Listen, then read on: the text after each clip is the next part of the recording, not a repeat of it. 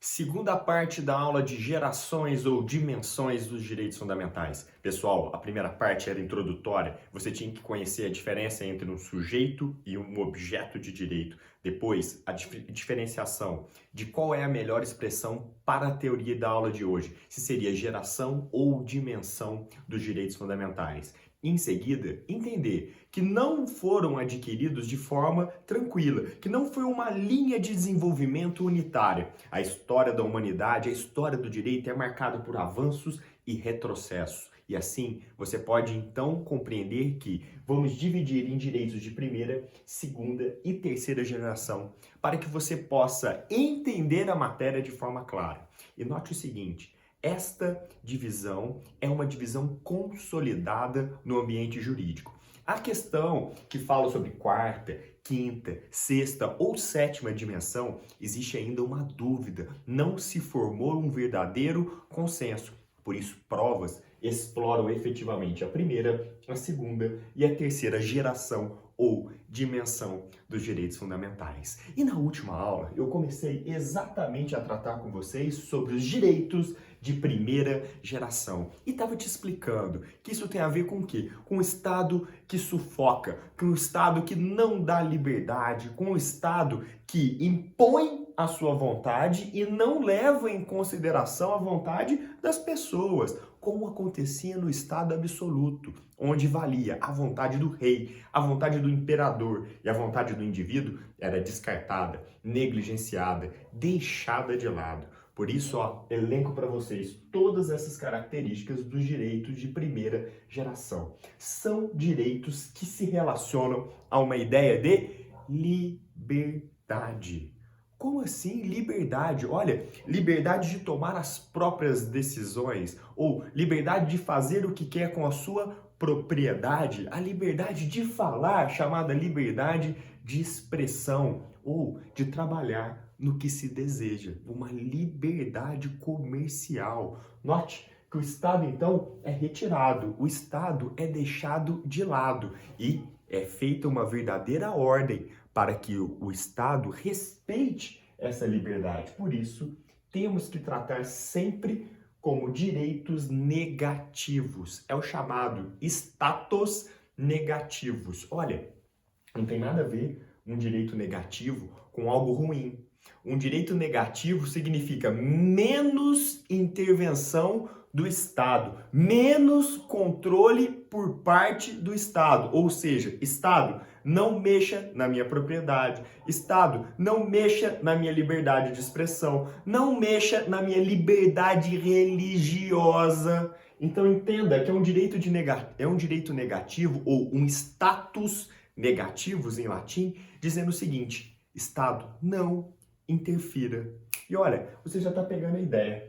Porque se eu falei tudo isso, eu vou exemplificar esses direitos negativos que se relacionam à ideia de liberdade, falando exatamente ou concretizando basicamente duas espécies de direitos fundamentais, que são chamados direitos civis e políticos. Olha, direitos civis e políticos, todos previstos na Constituição de 1988. Acompanhe comigo. Quando você pensa em direitos civis, você está falando em ter propriedade, poder escolher a sua religião, escolher no que você vai trabalhar. E direitos políticos têm a ver com escolha de quem será o governante. Se você deseja se candidatar, é o direito de votar, é o direito de ser votado e assim por diante. Por isso, quando trabalhamos com esse grupo direitos civis e políticos, que representam os direitos negativos, que se relacionam à ideia de liberdade, podemos exemplificá-los com liberdade política, liberdade de expressão, liberdade religiosa, uma liberdade comercial. Desta forma, temos direitos dos indivíduos contra uma atuação opressiva do Estado, portanto, que garante a ideia de liberdade. Então, direitos de primeira geração, que se relacionam à ideia de liberdade, que são verdadeiros direitos negativos, status negativos, que freia a atuação do Estado, que pode ser resumido em direitos civis e políticos e exemplificado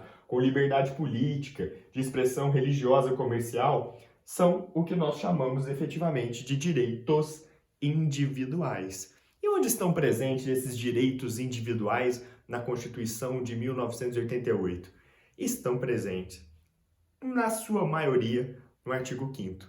Por isso que eu imploro, por isso eu rogo, desde o primeiro dia estou pedindo, vamos ler o artigo 5º da Constituição Federal. Lá você vai encontrar diversos direitos que garantem a ideia de liberdade política, de expressão, religiosa, comercial e assim por diante. Então, resumindo, primeira geração, lembre sempre dessa expressão.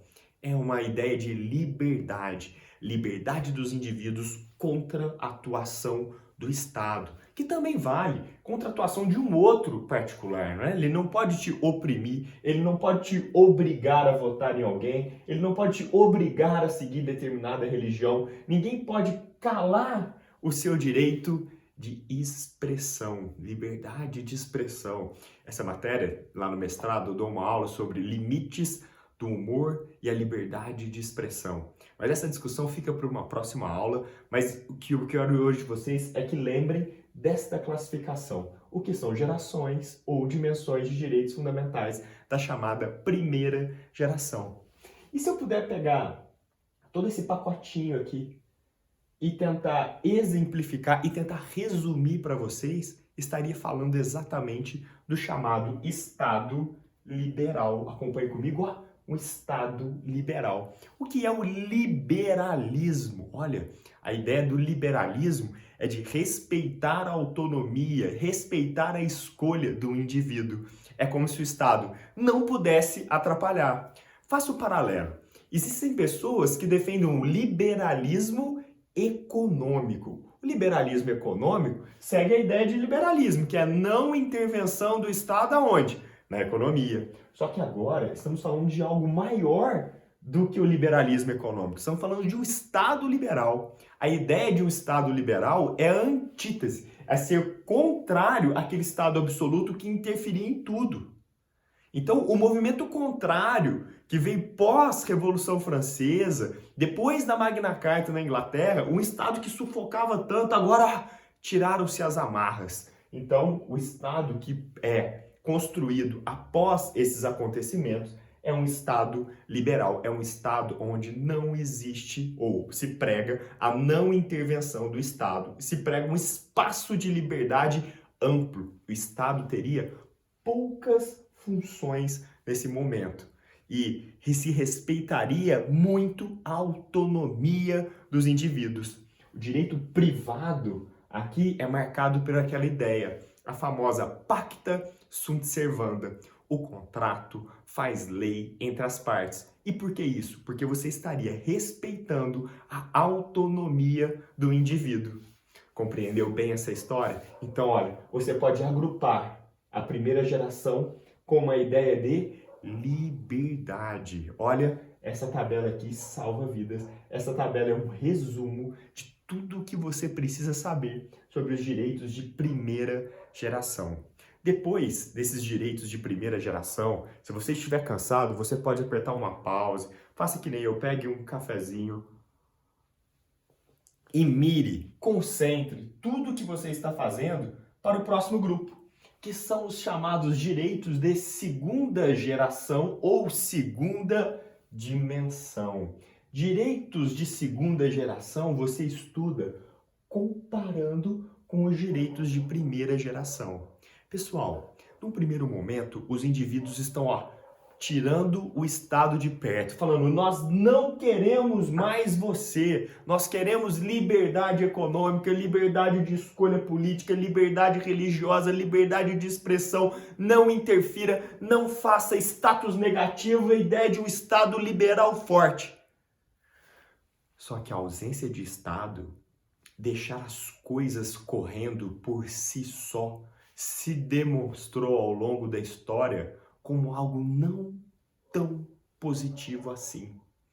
Tem hora que mesmo a ideia capitalista, que mesmo a ideia burguesa que está prevista aqui na primeira geração, precisava de um auxílio, de uma correção por parte do Estado.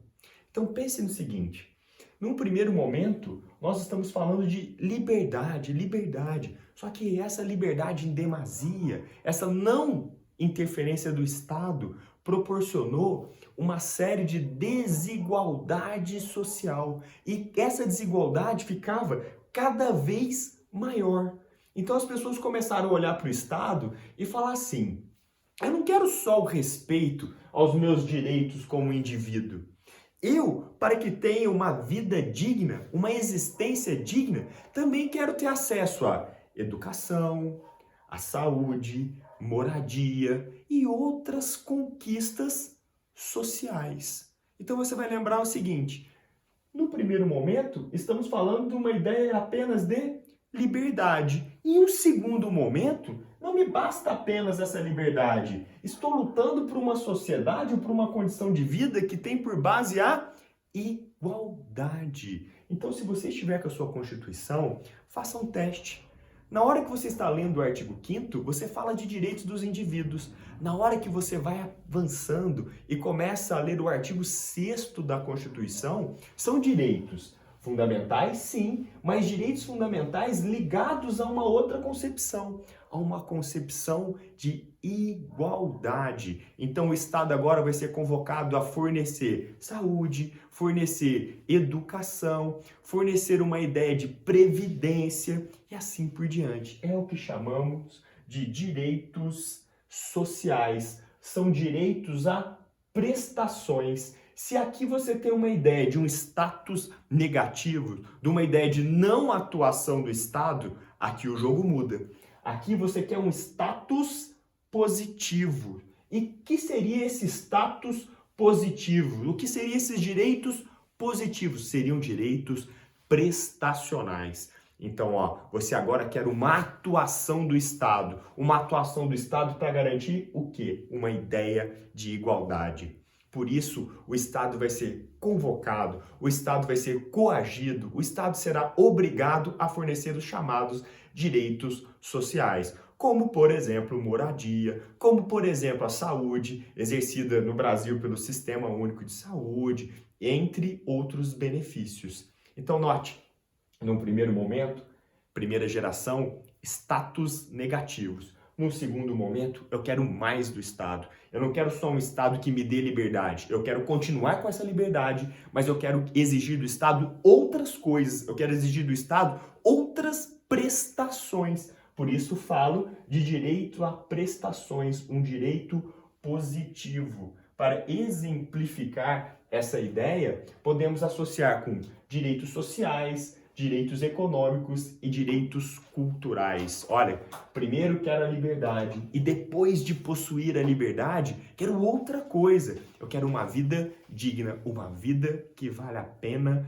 ser vivida. Não me basta dar espaço se esse espaço é marcado por uma profunda desigualdade. Então aqui nós temos toda uma ideia de política social, de direitos econômicos, por exemplo, de tentando tratar de forma diferente micro e pequeno empresas, de tentando fornecer benefícios, como por exemplo, para a pessoa que não contribuiu, mas trabalhou e agora que chega numa idade que não pode mais trabalhar, receba um determinado valor. A ideia de colocar um valor mínimo na remuneração, que é chamado salário mínimo. Então, olha, são direitos de uma segunda geração.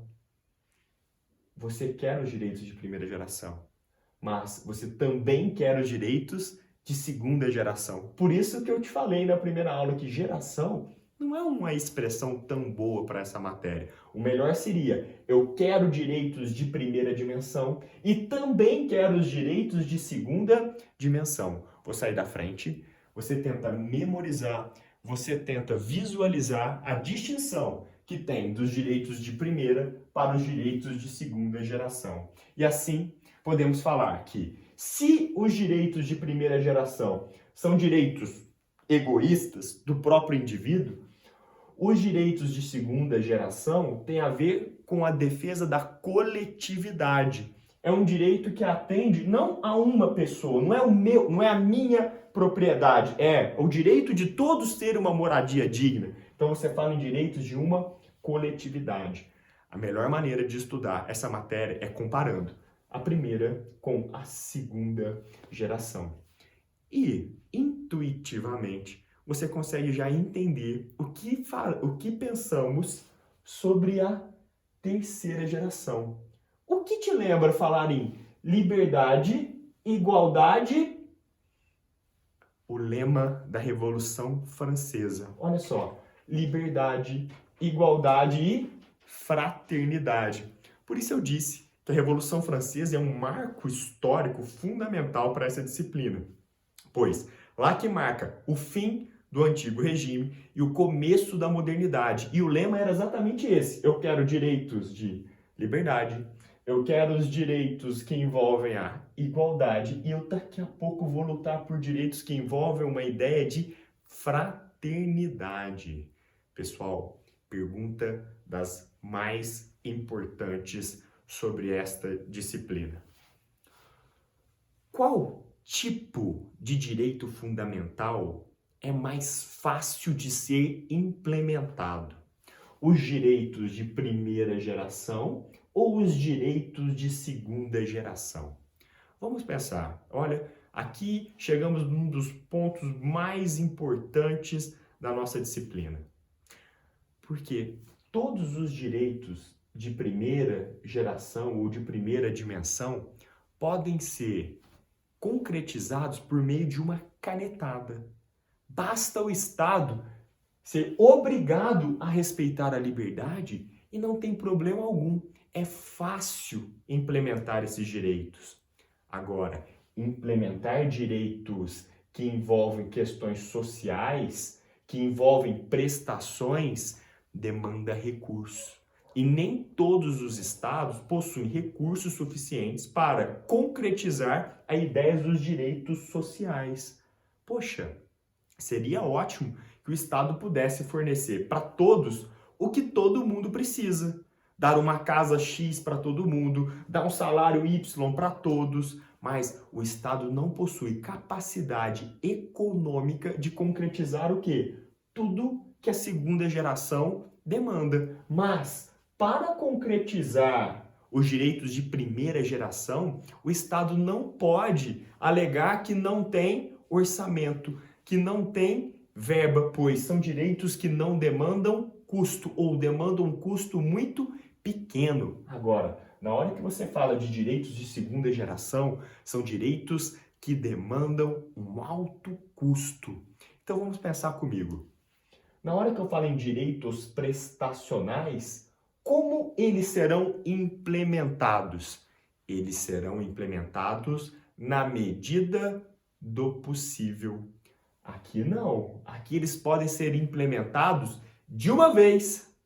Eles podem ser implementados imediatamente, pois não demandam ou demandam pouco custo. Já os direitos de segunda geração, olha, garantir direitos sociais, imagina garantir saúde para todo mundo, isso custa, é caro. Então eles serão implementados como? Na medida do possível. E por que eu disse que essa matéria passa a ser fundamental na sua vida? Porque você já ouviu falar, por exemplo, na pessoa que olha para a Constituição e vê, eu tenho direito à saúde.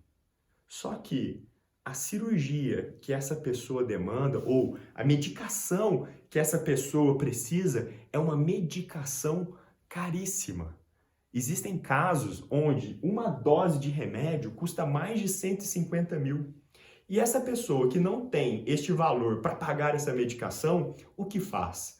Ela bate na porta do judiciário e diz assim, eu li a Constituição e lá está escrito que existe direito à saúde.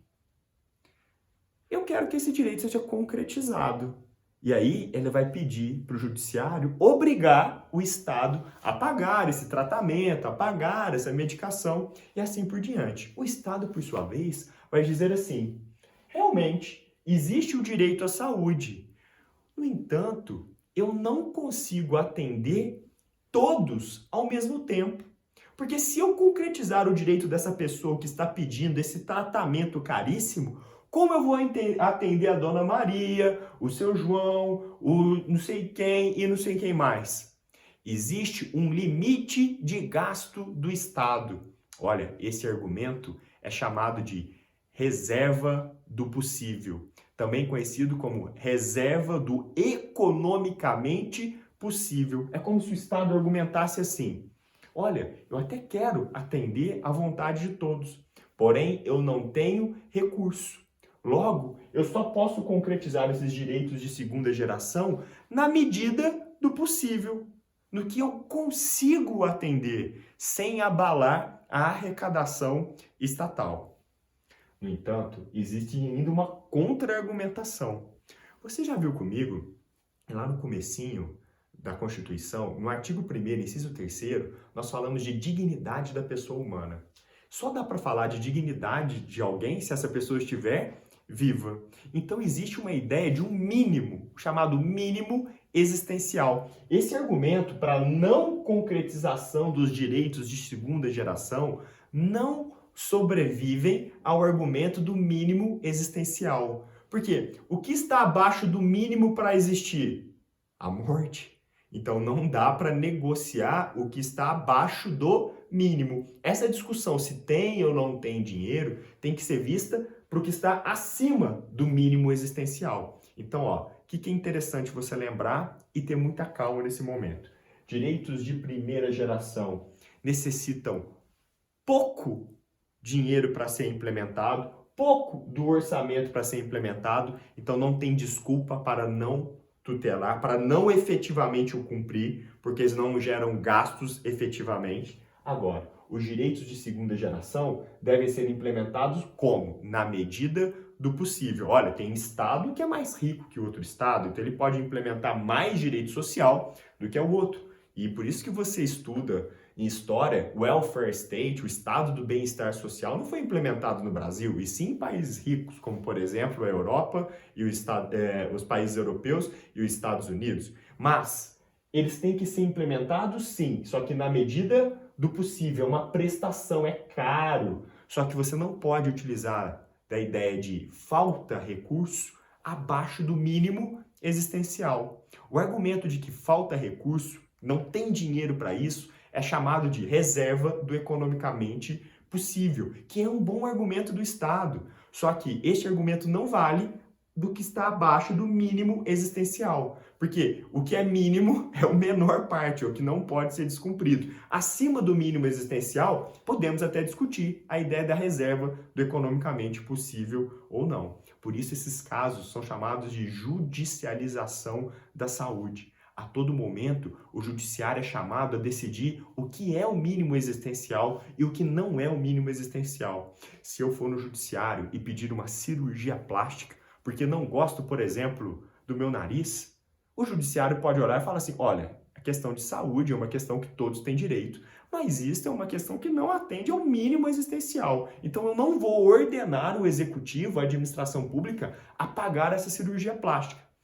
No entanto, se eu for atrás do Poder Judiciário falando que preciso de determinado medicamento, que sem esse medicamento eu não tenho chance de sobreviver, é possível que aqui sim o Judiciário entenda que estamos diante de um caso de mínimo existencial e vai mandar fazer aquela cirurgia, vai mandar pagar aquele medicamento, mesmo que isso cause um impacto fortíssimo no orçamento da administração pública. Então, eu vou parando esse pedacinho da aula aqui para que a gente possa comparar na próxima aula os direitos de primeira, segunda e terceira geração. Mas, se você conseguiu entender que os primeiros direitos, o primeiro grupo de direito que envolve liberdade, não exigem muito recurso para ser implementado e por isso tem aplicação imediata agora, não tem desculpa para não ser feito, está ótimo. Basta você lembrar depois que o outro grupo de direitos, a outra geração de direitos ou dimensão de direito que envolve uma ideia de igualdade, trabalha com direitos prestacionais. Para prestar, fornecer, gerar alguma coisa, é necessário gastar. Então eles serão implementados como? Na medida do possível. Não dá para exigir que eles sejam implementados agora, imediatamente, de uma única vez, pois o Estado não tem condição de fazer isso. E quando o Estado alega que falta recurso, está utilizando o argumento da reserva do economicamente possível. Lembrando para finalizar, essa ideia de reserva do possível e mínimo existencial é uma discussão típica do final da década de 90 do Tribunal Constitucional Alemão, no Bundesverfassungsgericht.